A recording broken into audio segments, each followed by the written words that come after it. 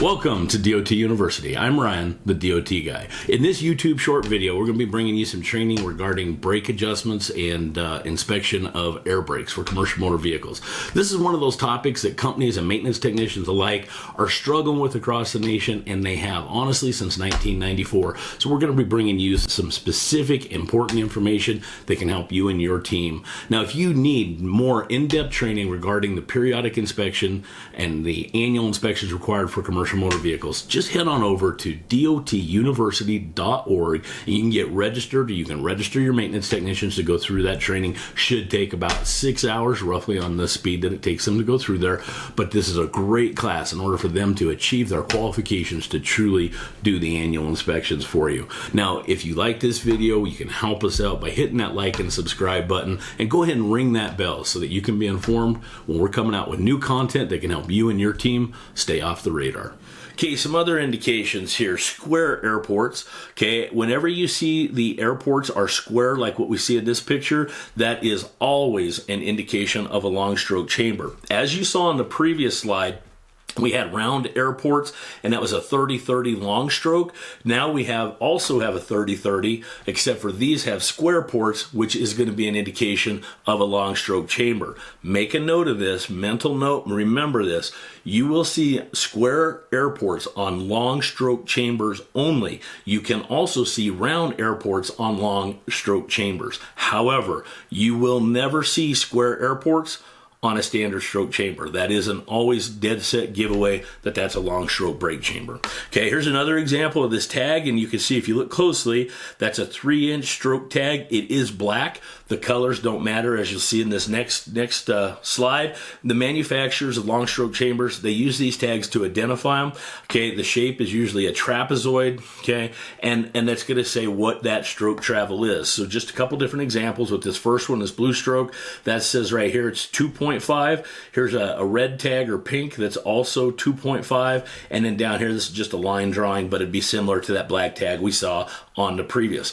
Just to be clear, the colors don't matter. It's just preferences. Well, I guess whatever material they had when they were manufacturing them. Okay, other stroke indicators. Your push rod hole size. That's a common, something that gets confused on there. When you're looking at where the push rod comes out of that chamber, it's going to have typically either a round hole or a square hole. That means absolutely nothing. Okay, that's frustrating in my line of work, because you would think that they've gone to great detail to set up these identification factors, and then they turn around and do this, which just is irritating. But just know the shape of the hole has no bearing on any of this. Okay, so other stroke indicators we have. It is also true that your truck has to have a means to identify the stroke travel, which is why we see this tape on here.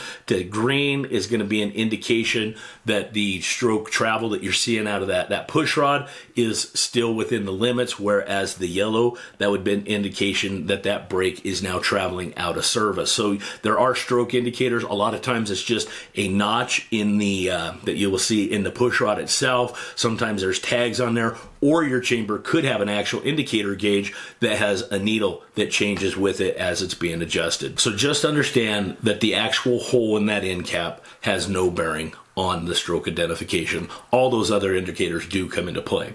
Now, one of the other things that I hear frequently from a lot of different, especially when we first start this class with a room full of maintenance technicians, is I'll ask how to identify the chamber sizes. And many technicians say, well, it comes straight into how long the chamber is. Okay, that is not an identification factor. So if you're thinking that, probably best just to put that out of your head right now. This has no bearing on the fact we identify at 100% by the clamp, okay, and by the markings that are going to be on that overall chamber. All right, so we're looking at your brake strokes. I want you to jump now into your Appendix A. Go ahead and turn to that next page, which is going to be 13 of 24 in my handout that we've got downloaded for you.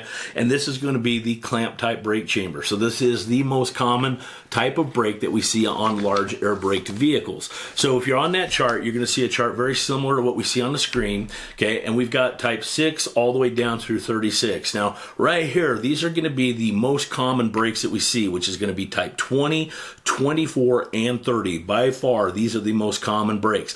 I would say if we go back 5-10 years ago, we probably saw 20s on the steer axle, followed by 30s on all other axles. And then today, we've probably upped to that to a type 24 on the steer axle and 30s all the way around. But you could see any combination of that. Now, when we're doing the brake chamber identification, even if you're using like a chambermate, okay, if you misidentify a 20 and a 24, it's not going to be a total failure, okay, because they do have the same push rod measurements. So just kind of to put your mind at ease a little bit with that. But again, proper identification is absolutely crucial to identifying your different brakes that you have down there. Okay.